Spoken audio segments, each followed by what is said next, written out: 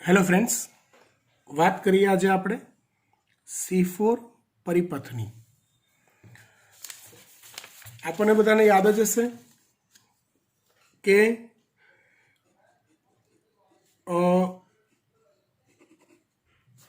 NADPH અને ATP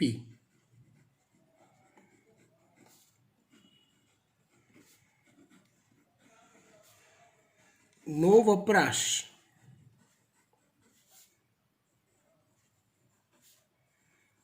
ક્યાં થાય છે આવી એક થિયરી હતી. એનો વપરાશ ક્યાં થાય છે આવી એક થિયરી હતી. એમાં કંઈક આવું શીખવાનું આવતું હતું. કેવું કે CO2 નું સ્થાપન થાય છે જૈવ સંશ્લેષણ તબક્કામાં.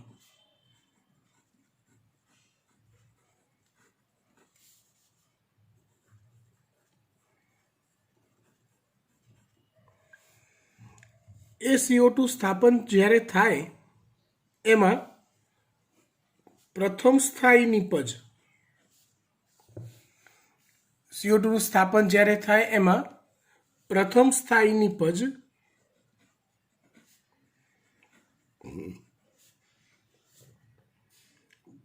ત્રણ કાર્બન યુક્ત PGA એટલે કે ફોસ્ફોગ્લિસરિક એસિડ બનતી હોય છે. પણ કેટલીક વનસ્પતિઓ એવી જોવા મળે છે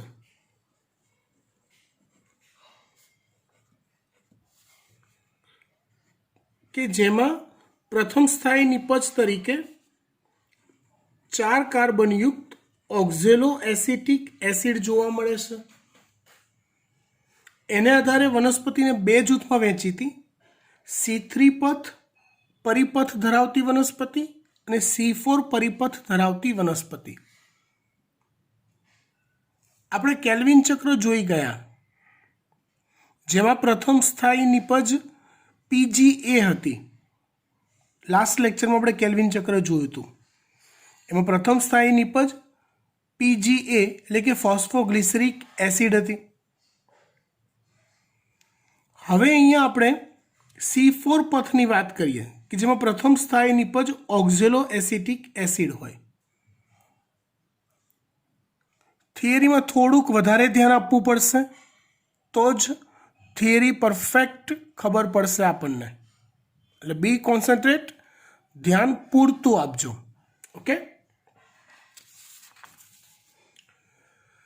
જો આ વનસ્પતિઓમાં CO2 નું સ્થાપન થવાથી પહેલી સ્થાયી નિપજ તરીકે 4 કાર્બન યુક્ત ઓક્ઝેલો એસિટિક એસિડનું નિર્માણ થાય છે.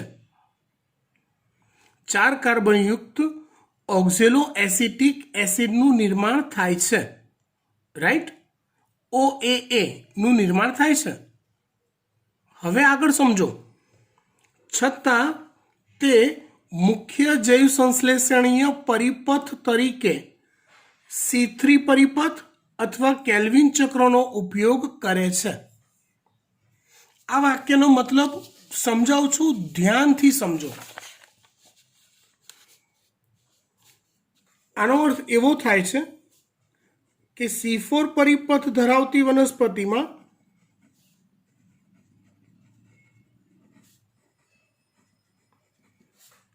ઓક્ઝેલો એસિટિક એસિડ એ પ્રથમ સ્થાયી નિપજ તો બને જ છે, એ તો છે જ, પણ તેમાં કેલ્વિન ચક્ર મતલબ કે ગ્લુકોઝ અથવા શર્કરા બનાવવાની પ્રક્રિયા એની એ જ રહે છે.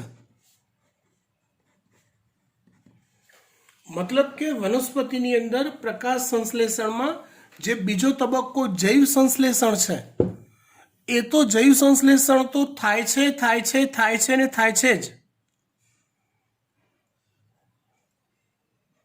मतलब ગ્લુકોઝ બનવા માટે જૈવ સંશ્લેષણની પ્રક્રિયા અનિવાર્ય છે, તો એ તો થાય છે જ, પણ એ ઉપરાંત આવી એક વધારાની ઘટના બને છે, ઓક્ઝેલો એસિટિક એસિડ બનવાની.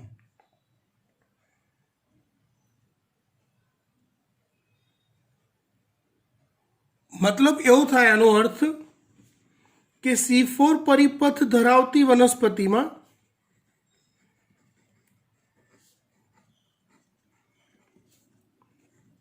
કેલ્વિન ચક્ર, તો જેને આપણે C3 ચક્ર કહેતા હતા, એટલે C3 પરિપથ તો છે જ, એ તો છે જ, પણ સાથે સાથે C4 જોવા મળે છે. પ્રેક્ટિકલી હું હમણાં એક ચાર્ટ દોરીને તમને બતાવું છું, એટલે પરફેક્ટ ખબર પડશે તમને, બરાબર. પણ કેલ્વિન ચક્ર તો જોવા મળે જ છે. એટલે C4 પરિપથ ધરાવતી વનસ્પતિમાં C4 અને C3 એ બંને જોવા મળે છે, એવો અર્થ થાય છે આ વાક્યનો.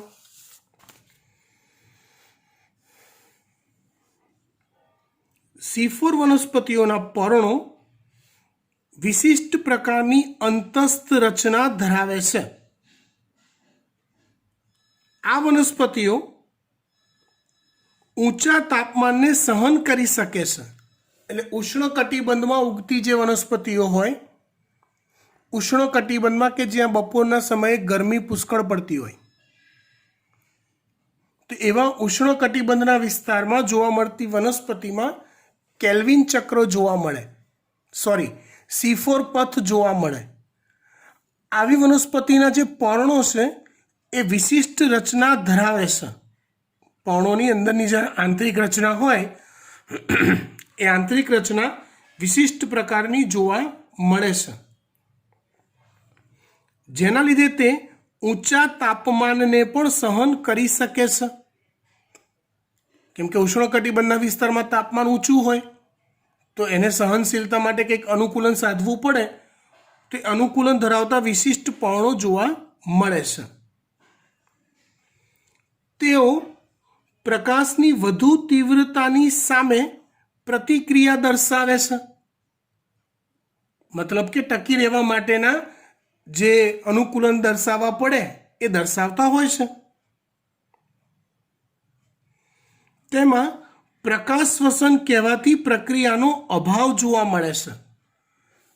પ્રકાશ શ્વસન એ આના પછીની થિયરી છે, જે આજે જ આપણે ચાલી જશે. તો પ્રકાશ શ્વસન નામની જે પ્રક્રિયા છે, એ પ્રક્રિયા આમાં થતી નથી. આનું અર્થઘટન શું થયું?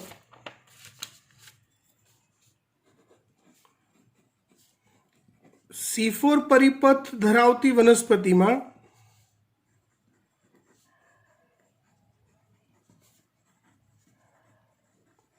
પ્રકાશ શ્વસન જોવા મળતું નથી. એનો અર્થ એવો થાય કે C3 વનસ્પતિઓ માં પ્રકાશ શ્વસન જોવા મળતું હશે, અથવા જોવા મળે છે. પ્રકાશ શ્વસન એ કયા ભૂતનું નામ છે એ હજી આપણને ખબર નથી. એના વિશે આપણે આના પછીની થિયરીમાં સમજીશું, પણ એ ઇઝીલી ક્લિયર થઈ જશે. થોડુંક વધારે ધ્યાન આપજો.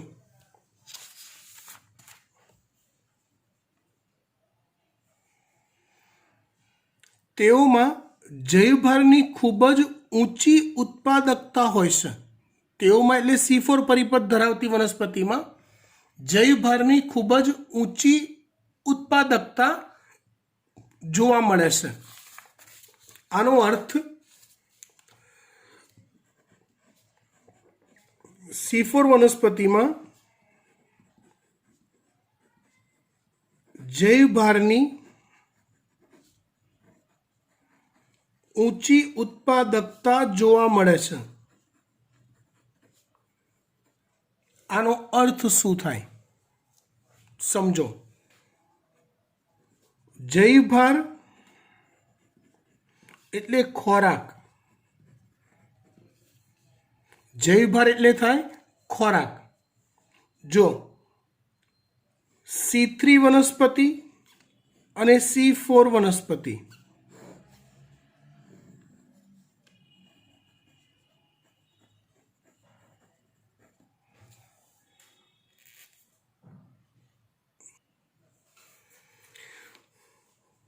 તો બંનેને જ્યારે એક સરખો સૂર્યપ્રકાશ મળે છે, બંનેને જ્યારે એક સરખો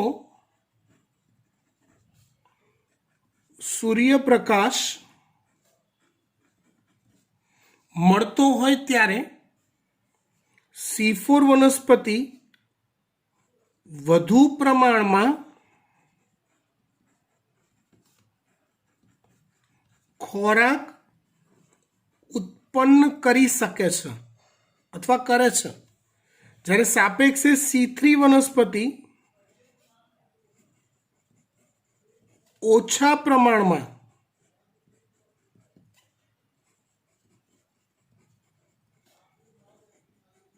ખોરાક ઉત્પન્ન કરે છે. C3 વનસ્પતિ ઓછા પ્રમાણમાં ખોરાક ઉત્પન્ન કરે, જેટલો પ્રકાશ C3 અને C4 બંનેને મળતો હોય તો સાપેક્ષે C4 વનસ્પતિમાં ખોરાક ઉત્પાદન ક્ષમતા વધુ છે કોના કરતાં? C3 વનસ્પતિ કરતાં. રીઝન એવું છે કે C3 વનસ્પતિ પ્રકાશ શ્વસન દર્શાવે છે અને C4 વનસ્પતિ પ્રકાશ શ્વસન દર્શાવતી નથી.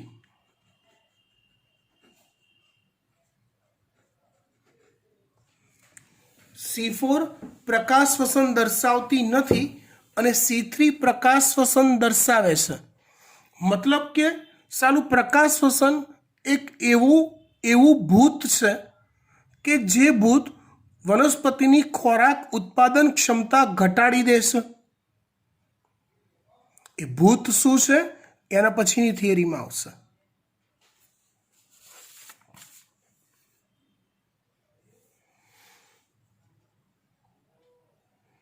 C4 પથ ધરાવતી વનસ્પતિઓના વાહીપુલ એટલે શું? તો કે જલવાહક અનવાહક પેશી ધરાવતો પર્ણોનો વિસ્તાર. એટલે કે જ્યાં ઓલી શિરાઓ અને શિરિકાઓ હોય ને, પર્ણમાં જ્યાં શિરાઓ અને શિરિકાઓ હોય ત્યાં એની અંદર વાહીપુલ આવેલા હોય. તો એ વાહીપુલ ધરાવતો જે વિસ્તાર છે એની આસપાસ મોટા કોષો આવેલા હોય છે. નોર્મલી વનસ્પતિમાં જોવા મળતા હોય એના કરતાં મોટા કોષો આવેલા હોય, જેને પુલકંચુક કોષો કહેવાય છે. ફરીવાર કયા કોષો કહેવાય છે? પુલકંચુક કોષો કહેવાય છે. પર્ણોમાં જોવા મળતી આવી અંતઃરચનાને ક્રેન્સ પેશી રચના કહે છે. પર્ણોમાં જે આવી અંતઃરચના જોવા મળે એને ક્રેન્સ પેશી રચના કહે છે. હું તમને સમજાવું, થોડુંક સમજાવું.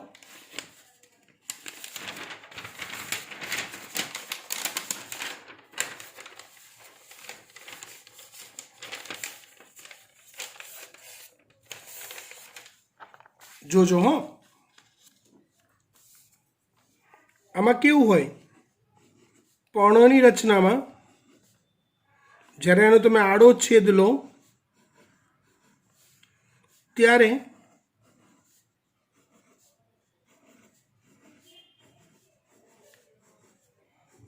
આવા બે અધિસ્તર જોવા મળે. એક ઉપરી અધિસ્તર કહેવાય, બીજું અધઃ અધિસ્તર કહેવાય. આ છે ઉપરી અધિસ્તર,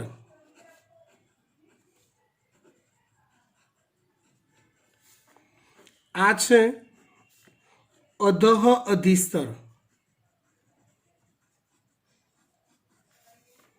તો જે વિસ્તારમાં વાહીપુલ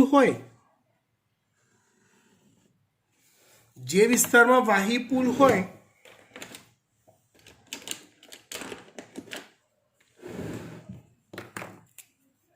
ધારો કે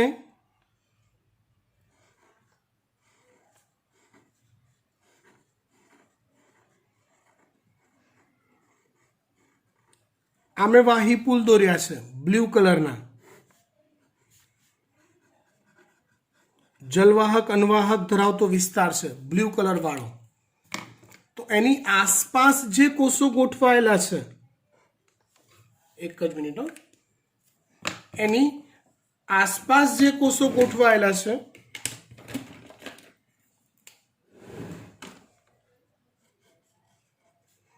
ए कोषो मोटा कदना होय, जाडी दीवाल धरावता होय અને એ કોષો વચ્ચે આંતરકોષીય અવકાશ ના હોય।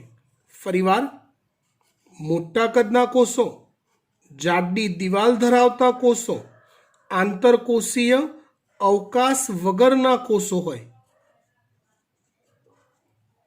મોટા કદના, જાડી દિવાલ ધરાવતા, આંતરકોષીય અવકાશ વગરના કોષો, જેને પુલ કંચુકના કોષો કહેવાય છે।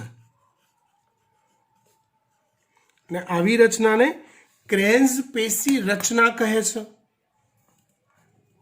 બાકીનો જે વિસ્તાર છે ત્યાં મધ્યપર્ણના કોષો આવેલા હોય। ફરીવાર, કયા કોષો હોય? મધ્યપર્ણના કોષો હોય।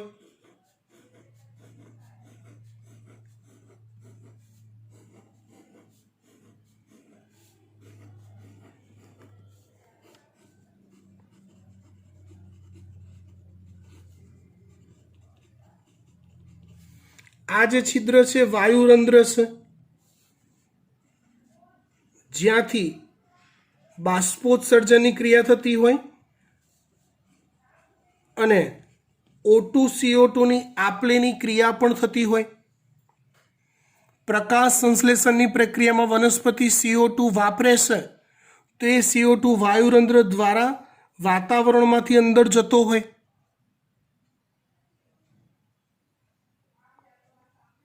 खबर पड़ी बात? फाइन।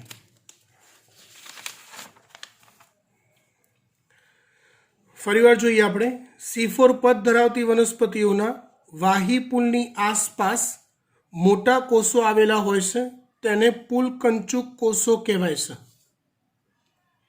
पर्णोमां जोवा मळती आवी अंतःसंरचनाने क्रेन्स पेशी रचना कहे छे। पर्णोमां जोवा मळती आवी अंतःसंरचनाने क्रेन्स पेशी रचना कहे छे। वाहीपुलनी आसपास पुलकंचुकीय कोषोना अनेक स्तर आवेला होय छे। आ कोषोमां हरितकण मोटी संख्यामां होय छे। मतलब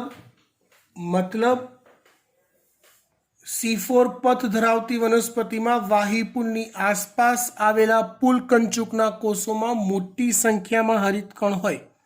एटले आ कोषोमां, लाल कलरना कोषोमां मोटी संख्यामां हरितकण होय छे एम। तेओनी जाडी कोष दीवाल वात विनिमय माटे अप्रवेशशील होय छे। आ बहुत टेक्निकल बात है, समझो।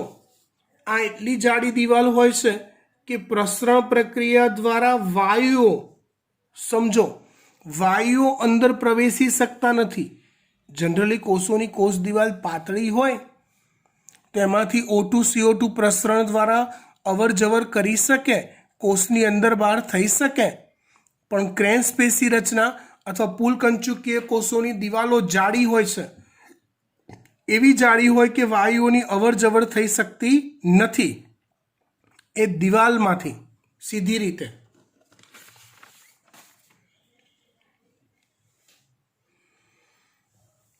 તેમજ આંતરકોષીય અવકાશનો અભાવ જોવા મળે છે। એટલે કોષો ટાઇટમ ટાઇટ ગોઠવાય છે, ક્યાંય વચ્ચે જગ્યા છે નહીં। મકાઈ અને જુવારમાં સ્પષ્ટ ક્રેન્સ પેશી રચના જોવા મળે છે। આવડે। C4 પથને હેચ સ્લેક પથ પણ કહે છે। एक्चुअली C4 पथ शोधनार वैज्ञानिक हेच स्लेक हता। कोण हता? हेच स्लेक। माटे C4 पथ ने हेच स्लेक पथ पण कहे छे। हेच स्लेक पथ पण એક ચક્રીય પ્રક્રિયા છે. જેમ C3 પરિપથ હતો, ગયા લેક્ચરમાં C3 પરિપથ કે કેલ્વિન ચક્ર જોયો, તો એ પણ એક ચક્રીય પ્રક્રિયા હતી. એમાં C4 પરિપથ પણ ચક્રીય પ્રક્રિયા જ છે. કેવી રીતે એ હું તમને ચાર્ટ દોરીને સમજાવું છું. જો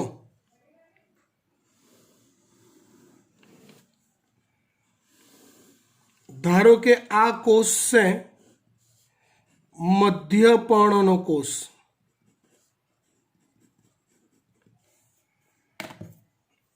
અને ધારો કે આ કોષ છે લાલ કલરનો, એટલે કે પુલકંચુકનો કોષ.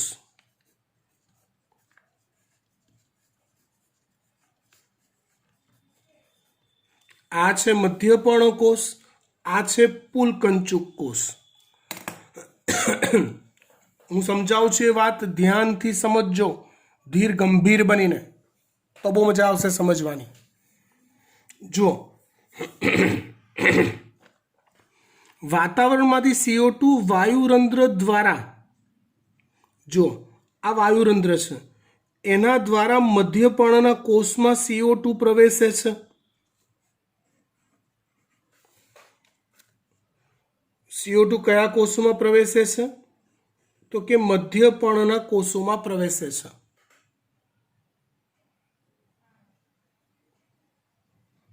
મધ્યપર્ણના કોષોમાં પેપ નામનું એક સંયોજન હોય છે. પેપનું નામ થાય, આખું નામ ફોસ્ફોઇનોલ પાયરુવિક એસિડ. પેપ, ફોસ્ફો ઈ, ઇનોલ પી, પાયરુવિક એસિડ. આ 3 કાર્બન ધરાવતું સંયોજન છે. કેટલા કાર્બન ધરાવતું સંયોજન છે? 3 કાર્બન. તો એ પેપ સાથે CO2 જોડાય છે. મતલબ કે પેપનું કાર્બોક્સિલેશન થાય છે. મતલબ કે પેપનું કાર્બોક્સિલેશન થાય છે. એ કરતો ઉત્સેચક છે પેપકેઝ. એ કરતો ઉત્સેચક છે કયો? પેપકેઝ, કે જે પેપનું કાર્બોક્સિલેશન કરે, મતલબ પેપની સાથે CO2 ને જોડે છે. મતલબ કે CO2 નું સ્થાપન થાય છે.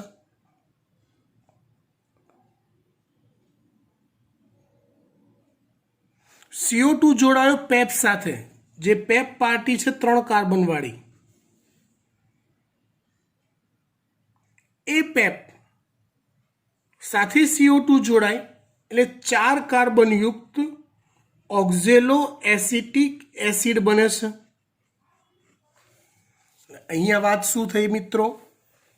કે ભાઈ CO2 કોષોમાં ગયો પર્ણના, પછી એમાંથી પ્રથમ સ્થાયી સંયોજન કયું બન્યું?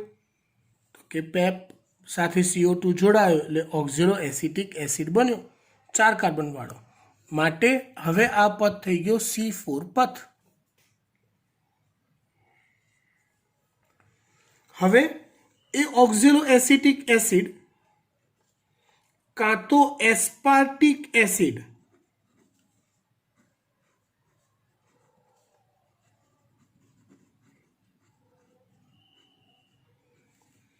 કાં તો મેલિક એસિડ, ઓપ્શનલ, બેમાંથી કોઈ પણ એક માં ફેરવાય છે.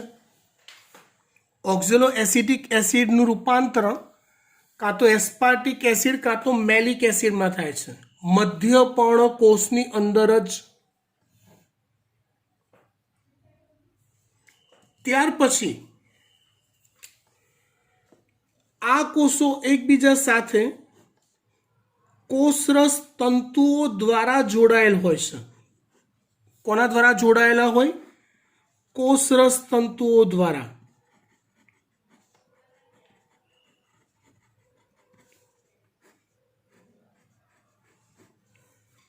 તો એ એસ્પાર્ટિક કે મેલિક એસિડ જે 4 કાર્બન વાળો જ છે, કેટલા કાર્બન વાળો જ છે?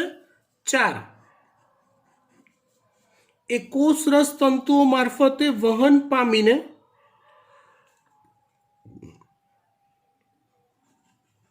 એસ્પાર્ટિક એસિડ કે મેલિક એસિડ કેટલા કાર્બન? 4 કાર્બન ધરાવતો એસિડ એ કોષરસ તંતુઓ દ્વારા વહન પામીને મધ્ય પર્ણકોષમાંથી પુલકંચુકના કોષમાં પ્રવેશે છે. ત્યાં એનું ડીકાર્બોક્સિલેશન થઈ જાય છે. પુલકંચુકના કોષમાં શું થાય છે? એનું ડીકાર્બોક્સિલેશન, એટલે કે CO2 દૂર થવાની પ્રક્રિયા થાય છે.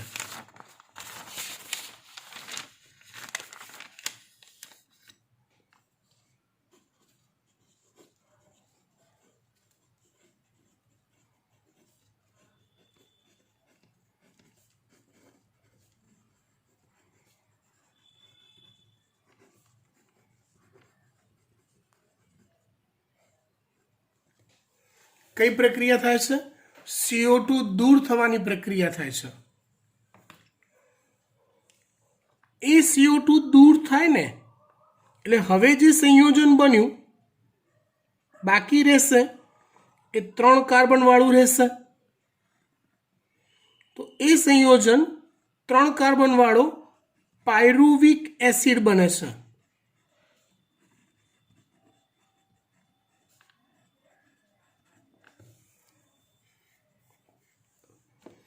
એ પાયરુવિક એસિડ કોષરસ તંતુઓ દ્વારા વહન પામી મધ્ય પર્ણકોષમાં આવે છે.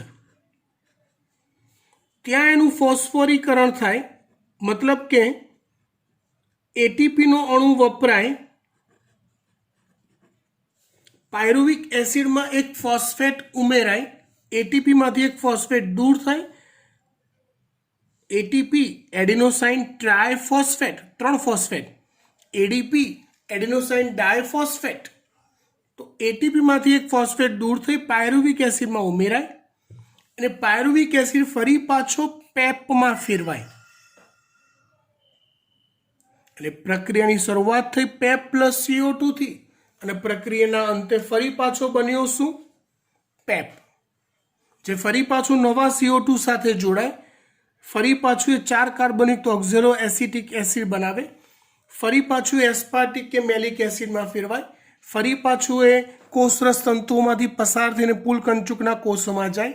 ત્યાં જઈને એસ્પાર્ટિક કે મેલિક એસિડનું ડીકાર્બોક્સિલેશન થાય, પાછું એ પાયરુવિક એસિડ બને, પાછું એ પાયરુવિક એસિડ કોષરસ તંતુઓમાંથી પસાર થઈ મધ્ય પર્ણકોષમાં આવે, ત્યાં એનું ફોસ્ફોરીકરણ થઈ પેપ બને. આમ આ C4 પથ બનાવ્યો જે ચક્રીય છે. પણ જો મિત્રો આખી સ્ટોરીમાં ક્યાંય પણ શર્કરા કે ગ્લુકોઝ બનવાની વાત હજી મેં કરી નથી. આગળ મેં ચોખવટ કરી હતી, તમને યાદ હોય તો, શર્કરા કે ગ્લુકોઝ બનવાની માટે તો કેલ્વિન ચક્ર જ કરવું પડે છે.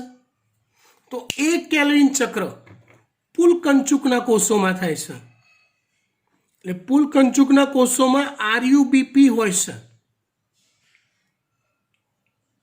આરયુબીપી પુલકંચુકના કોષોમાં હોય છે. સમજો દીકરા, આરયુબીપી સાથે CO2 જોડાવાની પ્રક્રિયા પુલકંચુકના કોષમાં થાય છે અને એમાંથી ઓલો PGA બને, PGA માંથી PGAL, ઇન શોર્ટ છેલ્લે ફરી પાછો આરયુબીપી બને ને ઇન બિટવીન શર્કરા બને. ગયા લેક્ચરનું જે ચક્ર શીખવાડ્યું તે યાદ કરી લો. તો શર્કરા બનવાની પ્રક્રિયા તો કેલ્વિન ચક્ર પર જ આધારિત છે. એ પુલકંચુકના કોષમાં થાય છે. હવે તમે સમજો, આપણે રુબિસ્કો નામ ગયા લેક્ચરમાં જોયું હતું કે જે આરયુબીપીનું કાર્બોક્સિલેશન તેમજ ઓક્સિજનેશન કરી શકે છે। જે આરયુબીપીનું કાર્બોક્સિલેશન તેમજ ઓક્સિજનેશન કરી શકે છે। આ ઉત્સેચક C4 વનસ્પતિમાં ફક્ત પુલકંચુકના કોષોમાં જ આવેલો હોય છે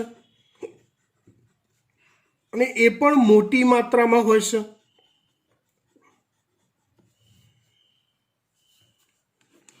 અને મધ્ય પર્ણકોષમાં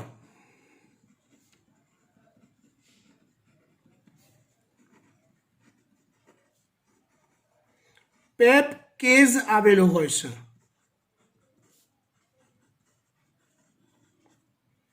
અને મધ્ય પર્ણકોષમાં પેપકેઝ એટલે પેપનું કાર્બોક્સિલેશન કરતો ઉત્સેચક આવેલો હોય છે। અહીંયા પેપકેઝ હોય, અહીંયા રૂબિસ્કો હોય। હવે આખી વાત ફરીવાર સમજો અલગ રીતે। જો ગ્લુકોઝ બનવા માટે ફરીવાર ગ્લુકોઝ બનવા માટે આરયુબીપીનું કાર્બોક્સિલેશન થવું જરૂરી છે। વધુ ઉત્પાદન ક્ષમતા મેળવવાની છે। C4 પરિપથ વધુ ઉત્પાદન ક્ષમતા ધરાવે છે। એનું કારણ હવે ક્લિયર કરું છું। પ્રકાશ શ્વસન ન થવું તો જ વધુ ઉત્પાદન ક્ષમતા મેળવી શકાય। C4 પથ ધરાવતી વનસ્પતિમાં શું કર્યું તો કે CO2 તો આવ્યો એઝ યુઝ્યુઅલ વાયુરંધ્રમાંથી મધ્ય પર્ણકોષોમાં, પણ મધ્ય પર્ણકોષોમાંથી એ CO2 ને પકડીને પુલકંચુકના કોષો સુધી ઢગલો કરી દીધો। અને રૂબિસ્કો ઉત્સેચકનો બી પુલકંચુકના કોષોમાં ઢગલો છે। એટલે કેલ્વિન ચક્ર નામની જે પ્રક્રિયા છે જે ગ્લુકોઝનું ઉત્પાદન કરે છે એ આખી પ્રક્રિયા પુલકંચુકના કોષોમાં થઈ। O2 ઉત્પન્ન થવાની જે ક્રિયા છે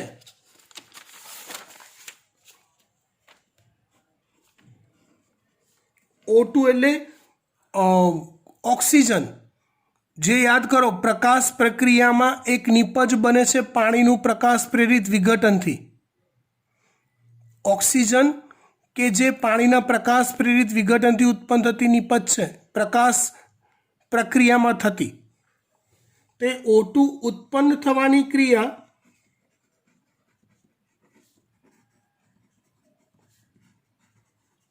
મધ્ય પર્ણકોષોમાં થાય છે।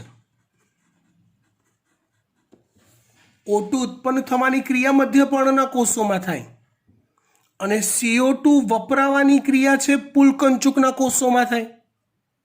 એટલે બંને પ્રક્રિયાઓ અલગ અલગ કોષોમાં કરી દીધી।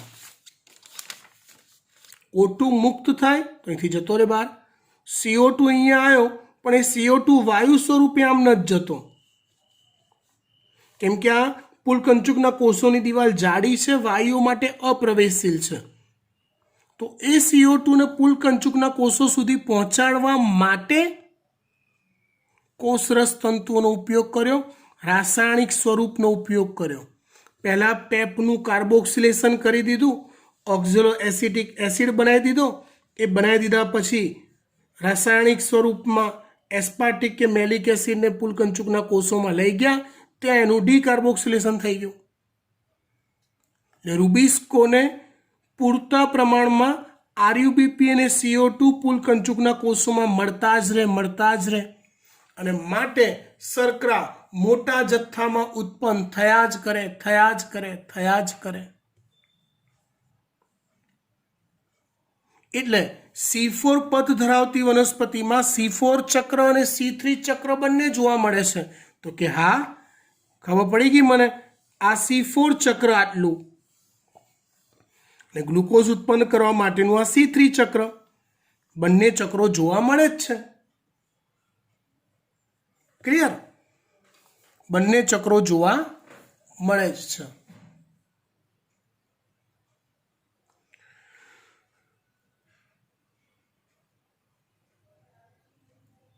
જ્યારે C3 પ્રકારની વનસ્પતિ હોય ને, C3, એમાં બધી પ્રક્રિયા મધ્ય પર્ણકોષોમાં જ થાય.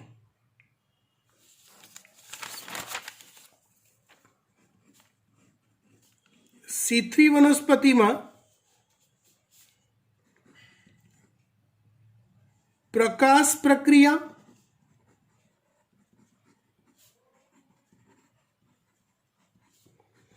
અને જૈવ સંશ્લેષણ. પ્રકાશ પ્રક્રિયા એટલે O2 મુક્ત કરતી પ્રક્રિયા અને જૈવ સંશ્લેષણ એટલે CO2 વાપરતી પ્રક્રિયા. એરો જુઓ બહારની બાજુ છે, એરો અંદરની બાજુ છે. આ બંને પ્રક્રિયા મધ્ય પર્ણકોષોમાં જ થાય. જ્યારે C4 વનસ્પતિમાં કાર્યની વહેંચણી કરી દીધી. શું? તો કે પ્રકાશ પ્રક્રિયા જે છે ને,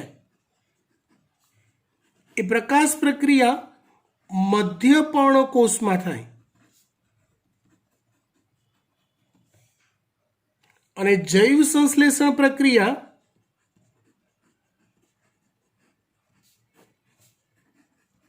એ પુલકંચુકના કોષોમાં થાય. બંને પ્રક્રિયા વહેંચી દીધી. O2 મુક્ત કરતી પ્રક્રિયા તો કે મધ્ય પર્ણકોષમાં, CO2 ઉત્પન્ન કરતી પ્રક્રિયા તો કે પુલકંચુકના કોષમાં. એટલે આમ O2 અને CO2 નું ક્યાંય એકબીજા સાથે નડતર રૂપ થાય જ નહીં. એક ખાનગી વાત કહી દઉં, કોઈને કહેશો નહીં. પ્રકાશ શ્વસન જે છે ને, એ આ O2 CO2 ની ગળમથલને આભારી છે. C3 વનસ્પતિમાં બંને પ્રક્રિયા એક જ જગ્યાએ થાય છે અને બંને પ્રક્રિયા મધ્ય પર્ણમાં જ થાય છે, એક જ જગ્યાએ થાય છે. માટે ત્યાં પ્રકાશ શ્વસનના ડફાકા રહે છે અને માટે જ ત્યાં ખોરાકની ઉત્પાદન ક્ષમતા ઓછી રહેશે. C4 વનસ્પતિમાં એ પ્રોબ્લેમ સોલ્વ આઉટ કરી દીધો. બંને પ્રક્રિયા અલગ અલગ જગ્યા લઈ ગયા. સિમ્પલ. એટલે વનસ્પતિની ઉત્પાદન ક્ષમતા એમાં વધુ હોય છે. સમજી ગયા? That's fine. ચોપડીની થિયરી ખાલી આપણે હવે વાંચી લઈએ. Let's check.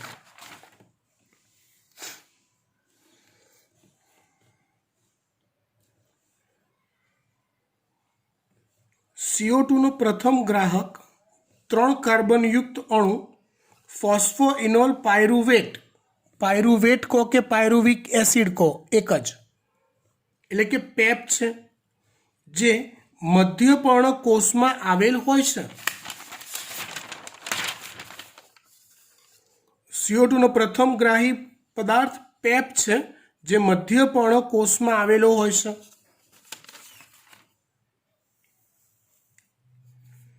CO2 સ્થાપન માટે જરૂરી ઉત્સેચક પેપકેસ એટલે કે પેપ કાર્બોક્સાઇલેસ હોય છે, જે પણ મધ્ય પર્ણમાં જ હોય.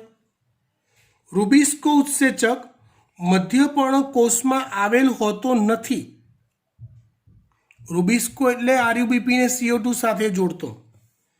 મધ્ય પર્ણકોષોમાં પેપનું કાર્બોક્સિલેશન થઈ 4 કાર્બનયુક્ત એસિડ ઓક્ઝેલો એસિટિક એસિડ બને છે.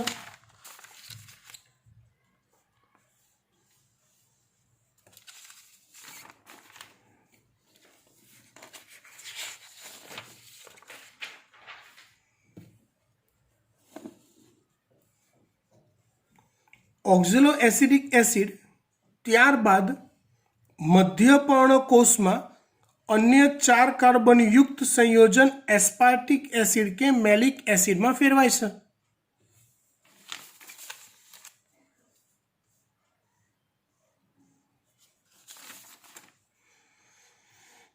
જે પુલકંચુકીય કોષોમાં સ્થળાંતરિત થાય છે કોષરસ તંતુઓ દ્વારા. પુલકંચુકીય કોષોમાં 4 કાર્બનયુક્ત એસિડ એટલે કે એસ્પાર્ટિક કે મેલિક એસિડ વિઘટન પામીને CO2 અને એક 3 કાર્બનયુક્ત અણુ જેની ચોપડીમાં નામ નથી આપ્યું, મેં એને પાયરુવેટ કીધું છે. પાયરુવેટ મતલબ પાયરુવિક એસિડ જ થાય, મુક્ત કરે છે. 4 કાર્બનયુક્ત એસિડનું વિઘટન થાય, CO2 મુક્ત થાય, 3 કાર્બનયુક્ત પાયરુવિક એસિડ બને.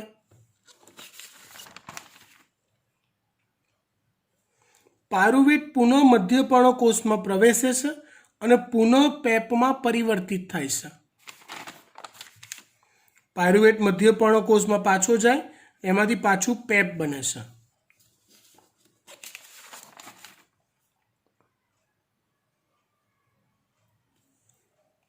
પુલકંચુકીય કોષોમાં રહેલ CO2 એ કેલ્વિન ચક્રમાં પ્રવેશ કરે છે. હવે અહીંયા જ્યાં CO2 મુક્ત થયો એ CO2 કેલ્વિન ચક્રમાં પ્રવેશ કરે છે.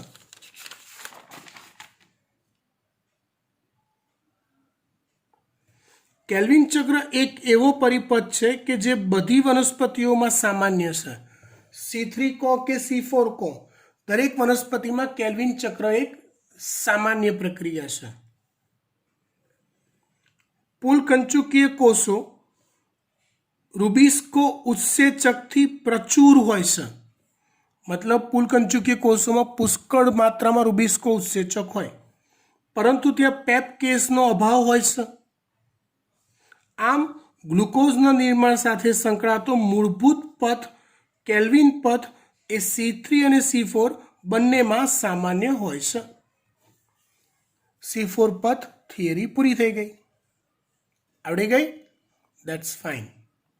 ત્યાર પછી આપણે વાત કરીએ પ્રકાશ શ્વસનની. પ્રકાશ શ્વસન C3 વનસ્પતિમાં જોવા મળે છે, એ આપણે હમણાં ક્લિયર કર્યું. C4 વનસ્પતિમાં તેનો અભાવ હોય છે. આ પ્રક્રિયા થવા માટે રૂબિસ્કો ઉત્સેચક જવાબદાર છે. આ વાત હવે સમજાવું. રૂબિસ્કો અંદર આવ્યો, જો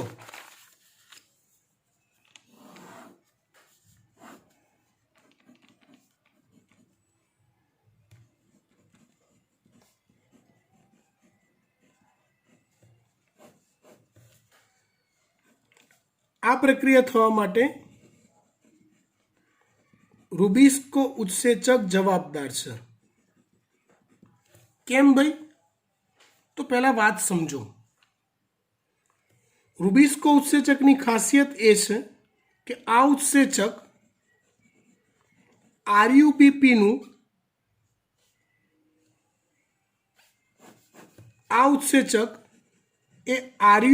નું કાર્બોક્સિલેશન પણ કરી શકે છે અને RUBP નું ઓક્સિજનેશન પણ કરી શકે છે. રૂબિસ્કો એ 2 પ્રકારની પ્રક્રિયાઓ કરી શકે છે. RUBP નું કાર્બોક્સિલેશન કરે તો 2 અણુ PGA ના બને. જૈવ સંશ્લેષણ યાદ કરો, ગયા લેક્ચરની થિયરી આ રહી લો. એક જ મિનિટ હો.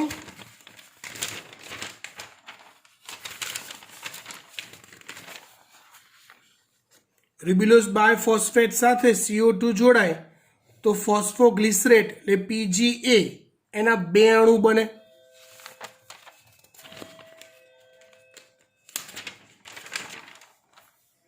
આ બી આપણે ગયા લેક્ચરમાં જોયું હતું. 2 અણુ PGA ના બને, રાઈટ. હવે RUBP નું O2 સાથે જો જોડાણ કરે તેનું નામ ઓક્સિજનેસ થાય. શું બને એ મેં શીખવાડ્યું નહોતું, કેમ કે પ્રકાશ શ્વસનમાં શીખવાનું છે. તો RUBP ને જો તે O2 સાથે જોડતો હોય, આવી પ્રક્રિયા કરે છે, તો સમજો RUBP જે છે ને એમાં 5 કાર્બન છે. CO2 નો 1 કાર્બન, ટોટલ 6 કાર્બન થયા. PGA માં 3 કાર્બન, એટલે 3 કાર્બન ધરાવતા 2 અણુ થયા. 5 ને 6 કાર્બન, 3 કાર્બન ધરાવતા 2 અણુ, એટલે 6 કાર્બનનો પ્રાસ બેસી ગયો. RuBP સાથે O2 જોડાય તો ટોટલ જે રચના બચે આપણી પાસે 5 કાર્બન જ બચે છે. તો અહીંયા એક અણુ PGA નો બને, ફોસ્ફોગ્લિસરેટ અથવા ફોસ્ફોગ્લિસરિક એસિડનો એક અણુ PGA નો બચે, અને બીજું બને છે એક અણુ ફોસ્ફો ગ્લાયકોલેટનો, જે 2 કાર્બન ધરાવતો અણુ છે. જો એક સિમ્પલ લોજિક કહી દઉં, જેટલા PGA ના અણુ વધારે બને ને એટલો ગ્લુકોઝ વધુ બને. અહીંયા જેટલા PGA વધુ બને, આ કેલ્વિન ચક્ર છે લાસ્ટ લેક્ચરનું બેટા, જેટલો PGA વધુ બને એમ આ ચક્રમાં શર્કરા, સુક્રોઝ, ગ્લુકોઝ વધુ બને. RuBP સાથે CO2 જોડાય તો PGA બને છે, 2 PGA, અને RuBP સાથે O2 જોડાય તો એક જ PGA બને છે. માટે PGA ઓછા બને છે, માટે ગ્લુકોઝ ઓછો ઉત્પન્ન થાય. મતલબ જો પ્રકાશવસન થાય તો વનસ્પતિની ઉત્પાદન ક્ષમતા, જૈવભાર ક્ષમતા ઘટી જાય છે. જવાબદાર કોણ છે? તો કે રૂબિસ્કો. પણ આમાં તમે સમજો લોચો ક્યાં છે? લોચો કહું, લોચો હમણાં જે વાત કરી એ જ તમને સમજાવું.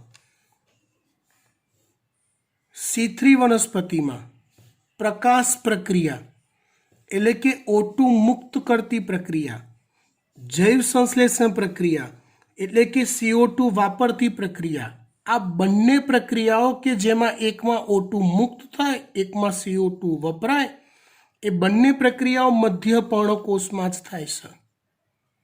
એટલે કે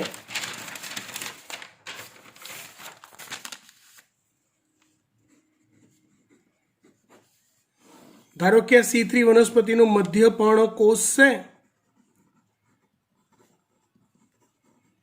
તો વાતાવરણમાંથી CO2 મધ્ય પર્ણકોષમાં દાખલ થાય છે, જ્યાં ઓલી RuBP પ્લસ CO2 ની પ્રક્રિયા થઈને 2 PGA બને છે, ઓલું કેલ્વિન ચક્ર થાય છે.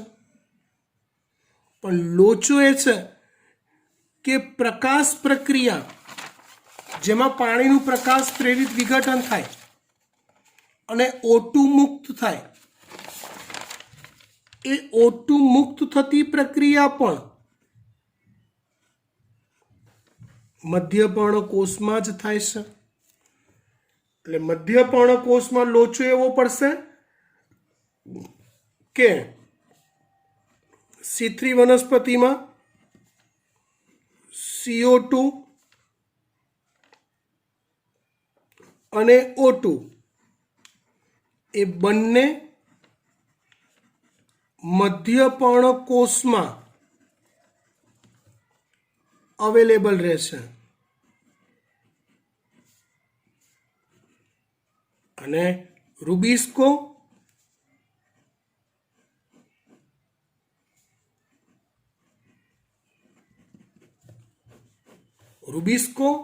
એ RuBP ને બંને સાથે જોડી શકે છે. એટલે જ્યારે રૂબિસ્કો RuBP ને CO2 સાથે જોડે ત્યારે ગ્લુકોઝ વધુ ઉત્પન્ન થાય,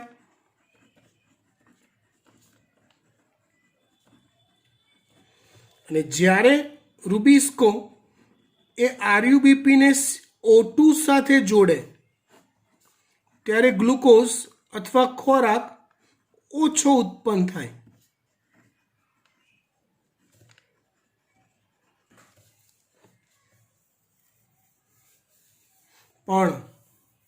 પણ એક ફાયદો છે, નાનકડો છે પણ ફાયદો છે કે રૂબિસ્કોની ને CO2નું આકર્ષણ O2 કરતાં વધુ હોય છે. એટલે જ્યાં સુધી રૂબિસ્કોને CO2 મળે છે ત્યાં સુધી એ O2 સાથે જોડાતો નથી અથવા આરયુબીપીને O2 સાથે જોડતો નથી, કેમ કે જ્યાં સુધી CO2 છે ત્યાં સુધી એ O2માં હાથ નાખતો નથી. પણ ક્યારેક તો એવું બને ને કે ભાઈ પર્ણમાં અવેલેબલ CO2 જ ન હોય તો ત્યારે રૂબિસ્કો આરયુબીપીને O2 સાથે જોડી દે તો ત્યારે તો પ્રકાશ શ્વસન થવાનું જ અને ખોરાક ઉત્પાદન ક્ષમતા ઘટવાની જ.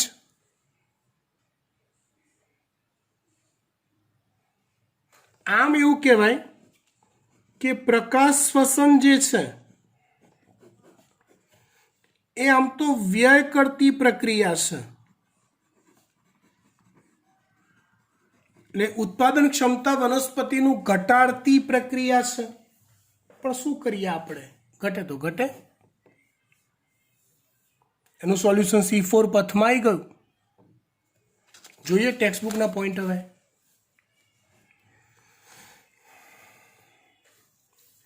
આ પ્રક્રિયા થવા માટે રૂબિસ્કો ઉત્સેચક જવાબદાર છે. આ ઉત્સેચક આરયુબીપીનું કાર્બોક્સિલેશન તેમજ ઓક્સિજનેશન એમ બંને પ્રક્રિયાઓ દર્શાવે છે. પરંતુ આરયુબીપીનું CO2 સાથે આકર્ષણ O2 કરતાં વધુ હોય છે.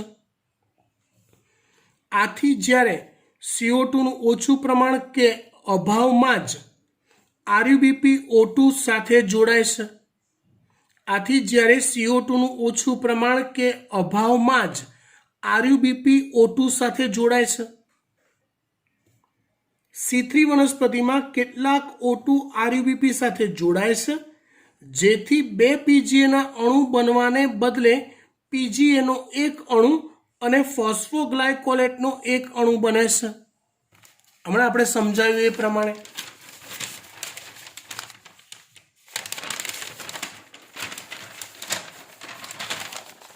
આ રીતે પીજીએનો એક અણુ અને ફોસ્ફોગ્લાયકોલેટનો એક અણુ બને છે.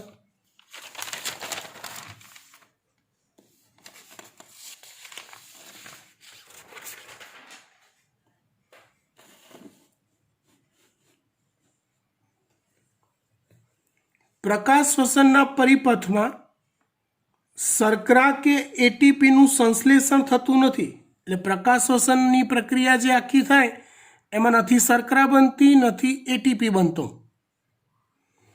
પરંતુ તેના પરિણામ સ્વરૂપ એટીપીના ઉપયોગથી CO2 મુક્ત થાય છે.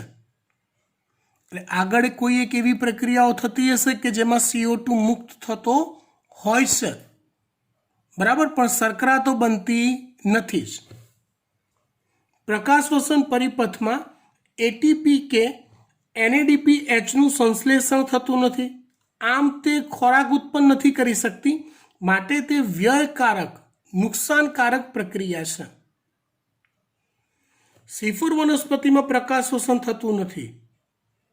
તેનું કારણ એ છે કે તે એક એવું તંત્ર ધરાવે છે કે જે ઉત્સેચક સ્થાને CO2ની સાંદ્રતા વધારી દે છે. એટલે કે રૂબિસ્કો ઉત્સેચક જે જગ્યાએ છે, રૂબિસ્કો ઉત્સેચક C4 વનસ્પતિમાં પુલકંચુકના કોષોમાં હોય, તો એ ઉત્સેચક જે સ્થાને છે એ સ્થાને તે CO2નું સંકેન્દ્રણ વધારી દે છે. O2 અહીંયા ઉત્પન્ન થતો જાય પણ એ બારોબાર વ્યય પામે. અને યાદ રાખો, O2 એ પુલકંચુકની દિવાલને સીધો ઓળંગી શકતો નથી, કેમ કે પુલકંચુકની દિવાલ જાડી છે. CO2 પણ સીધો જઈ ના શકે, એને રાસાયણિક સ્વરૂપે આપણે લઈ જઈએ છીએ C4 પથમાં.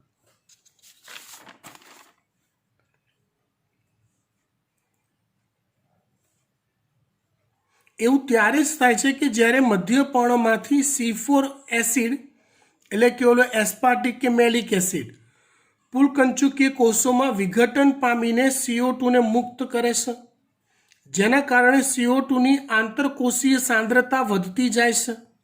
આથી REBPનું કાર્બોક્સિલેશનની ક્રિયા મહત્તમ થાય છે અને ઓક્સિજનેશનની ક્રિયા ઓછી થાય છે C4માં. આમ C4 વનસ્પતિની ઉત્પાદન ક્ષમતા C3 વનસ્પતિ કરતાં વધુ હોય છે. C4ની ઉત્પાદન ક્ષમતા C3 વનસ્પતિ કરતાં કેવી હોય? વધુ હોય છે. C4 વનસ્પતિઓ ઊંચા તાપમાન સામે સહિષ્ણુતા એટલે કે સહનશીલતા દર્શાવે છે, ટકી શકે છે. આટલે સુધી રાખીએ છીએ. અહીંયા ચેપ્ટર પૂરું થાય છે. આવતા અંકે નવું ચેપ્ટર સ્ટાર્ટ કરીશું. આખા ચેપ્ટરમાં જો કોઈ સ્ટુડન્ટ્સને ડાઉટ હોય, ક્વેરી હોય, ડિફિકલ્ટી હોય તો ફોનથી કે મેસેજથી મારો સંપર્ક કરી શકે છે એની ટાઈમ. બાય. Thank you.